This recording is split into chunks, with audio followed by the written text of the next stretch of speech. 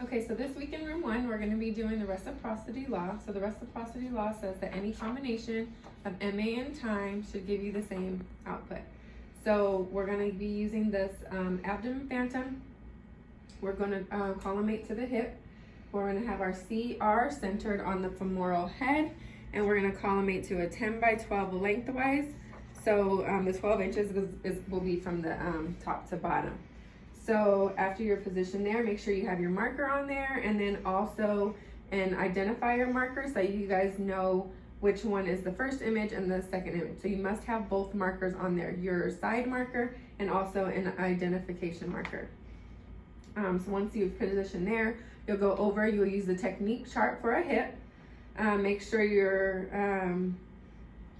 have a 200 MA station, and then whatever the, not a 200 MA station. You're gonna have an MA station that's assigned to your group.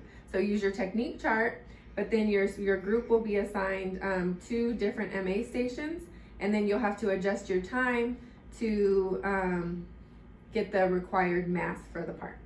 So then after that, after you've shot both of your exposures, you make sure you record your exposure index, and then we'll go back and then we'll compare the 2 images side by side. Okay, so in room 2, we're going to demonstrate the effect that collimation has on the reduction of scatter and improving our image contrast. We're going to be using a knee phantom.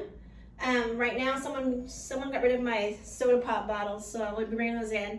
These are going to be our soda bottles for right now. We're going to project that we're doing a very large knee, and we're going to collimate to the edges of what the skin would be. So we're going to collimate all the way out, side to side, and we're going to do it at 40 inches SID. Remember, it needs to be at 43 because we're doing a tabletop.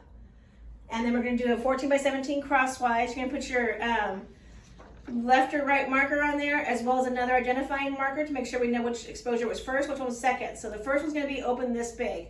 Our second exposure will be the same 14 by 17 crosswise, but now we're going to collimate down just to the size of the knee. So be very careful when you're putting your markers on. They will fit on here. You're still going to leave the soda pop bottles here, but you can remove it to put the little markers on. And then we're going to go ahead and do that and see what the difference is between the collimation and the uncollimated image. And we're going to hopefully demonstrate how much our image contrast improves.